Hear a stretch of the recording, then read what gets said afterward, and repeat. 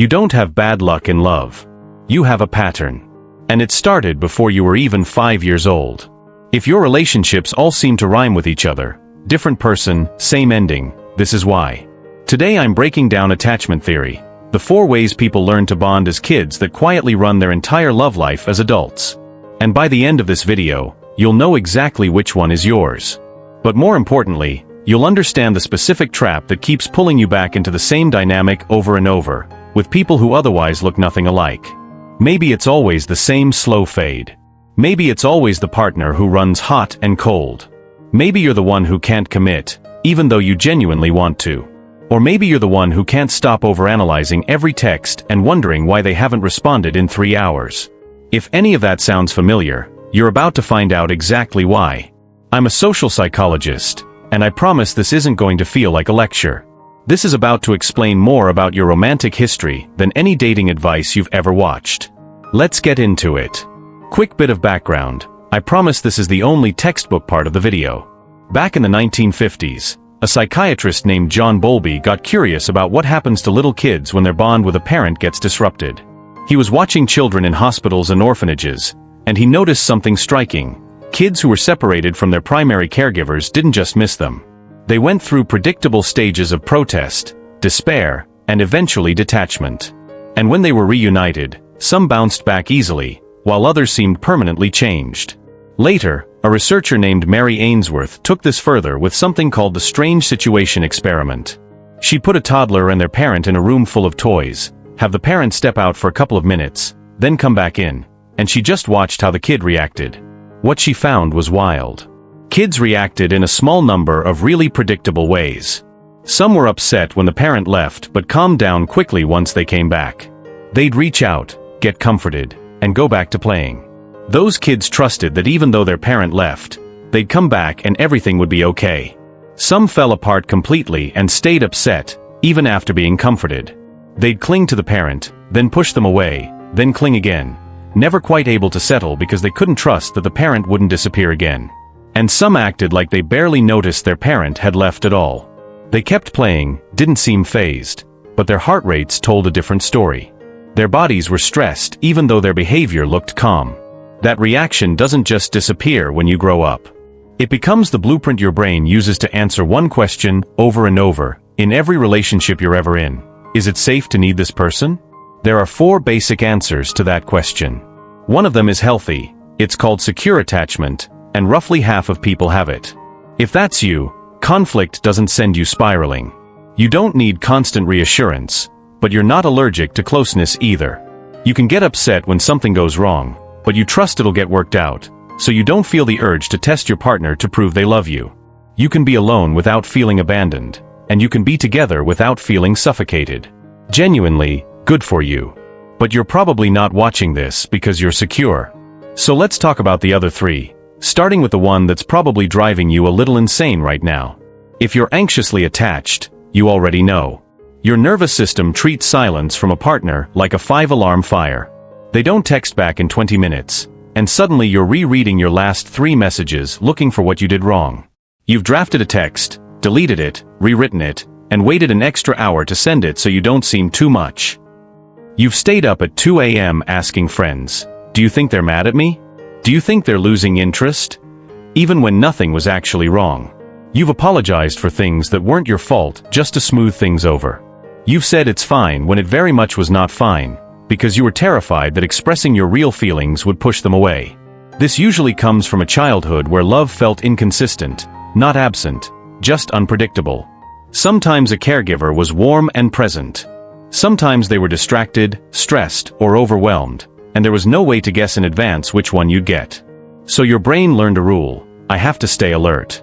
I have to work for love, because it can disappear without warning. As an adult, that shows up as overanalyzing texts, apologizing for things that aren't your fault just to keep the peace. And this is the part that trips people up, mistaking anxiety for chemistry.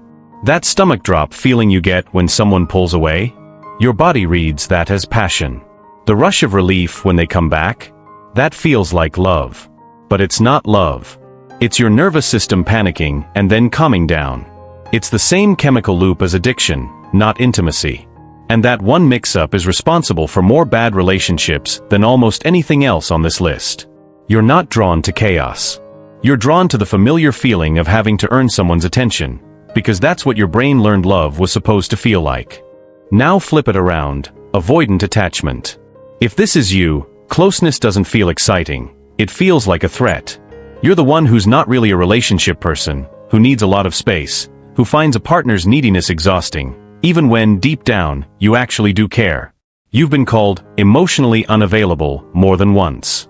You've had partners say they don't know where they stand with you. You've probably thought, I just don't need someone the way other people seem to. And you believed that was true. This usually comes from a childhood where showing you needed something didn't really work. Maybe emotions got brushed off. Maybe you got told don't be dramatic or you're fine so many times that you stopped expressing things. Maybe independence got pushed on you way too early. Either way, you learned the safest move was to just not need anyone. Handle it yourself. As an adult, that shows up as pulling away right when a relationship starts getting real. Suddenly noticing every flaw in a partner the second things get serious. Feeling more relieved than sad when something ends, even when you genuinely liked them. You've probably felt genuine relief when plans got cancelled, even with someone you care about. You've probably had a partner tell you they don't feel connected to you, and you didn't know how to fix it because you weren't even sure what connected was supposed to feel like. From the outside, it can look like you don't care. From the inside, it's the opposite. You care so much it feels dangerous, so your brain slams the exit before you can get hurt.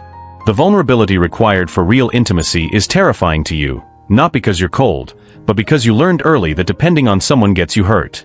Now here's the part most videos skip, and it's the actual answer to the question in the title. Anxious and avoidant people don't just occasionally end up together. They are magnetically, almost predictably drawn to each other. And once you see why, you will not be able to unsee it in your own relationship history. Stick with me because this next part explains the entire loop, and if you've ever wondered why you keep picking the same person in a different body, this is the answer you've been looking for. Here's why it happens. If you're anxious, you're drawn to someone who's a little hard to pin down, because the chase recreates the exact nervous system state you grew up calling love. You have to earn it, stay alert, work for the reassurance. A calm, consistent partner can almost feel boring. They reply on time, they show up consistently, there's no drama, and something in you goes, but where's the spark? That spark you're chasing is actually anxiety. It's your brain misinterpreting the feeling of uncertainty as excitement. A partner who makes you work for their attention feels like a high-stakes situation, and your brain reads that as meaningful, significant, important. But it's not passion, it's your attachment system screaming for reassurance. A truly secure partner doesn't trigger that, so they don't feel as intense. They feel safe, and safe can feel boring when your nervous system is addicted to chaos. If you're avoidant, you're drawn to someone anxious because they do all the emotional heavy lifting. They pursue, so you don't have to. They say the feelings out loud, so you don't have to. They're the one who texts first, who brings up the hard conversations, who fights for the relationship, and you get to stay in the comfortable role of being chased, instead of the terrifying job of chasing someone yourself.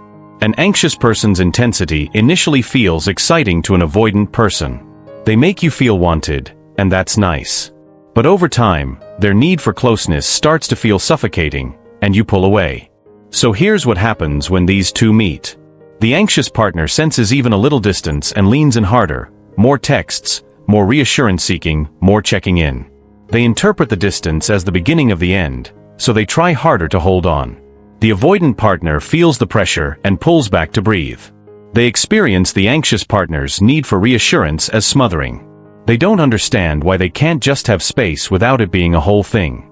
The anxious partner reads that pulling back is proof they're about to be abandoned, so they lean in even harder, more emotional bids, more tears, more what's wrong with me spirals. The avoidant partner feels even more smothered, and pulls back even further. Sometimes they disappear completely, leave the relationship entirely, and only come back when they feel safe from the pressure. And then the cycle repeats. That's the loop. That's the same toxic person showing up wearing a different face every time. It was never bad luck. It's two nervous systems perfectly triggering each other's oldest fears. The anxious person gets their deepest fear confirmed, that they're too much and will eventually be abandoned.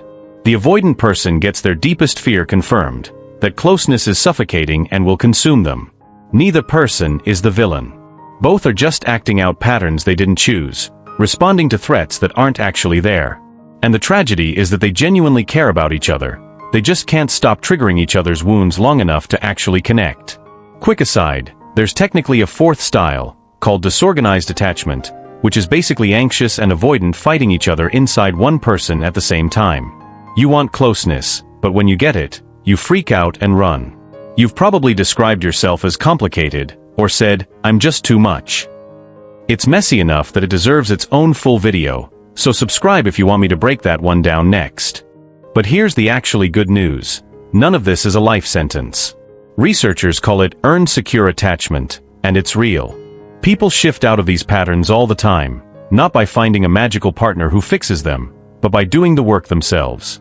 Usually through a mix of genuine self-awareness, which you just built in the last 11 minutes, and either a securely attached partner who doesn't play into the old loop, or a good therapist who can help you recognize the pattern in real time.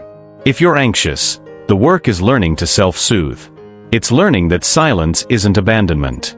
It's not sending that 2 a.m. text.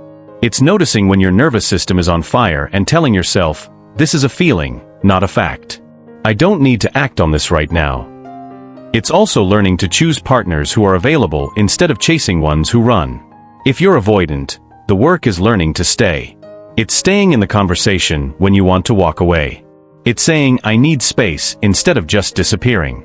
It's allowing yourself to be seen, even when it's terrifying.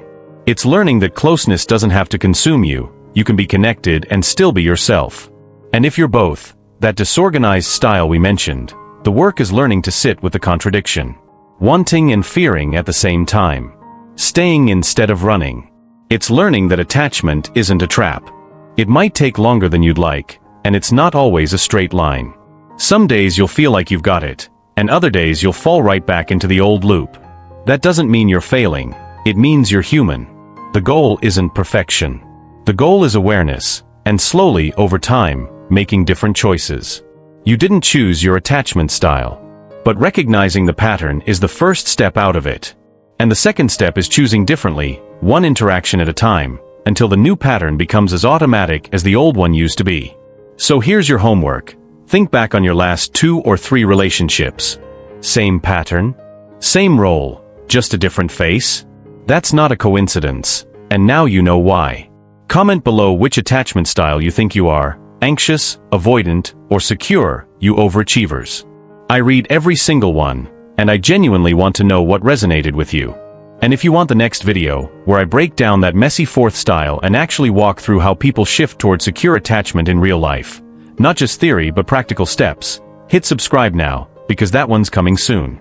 One more thing, if this video made something click for you, share it with someone who needs to hear it.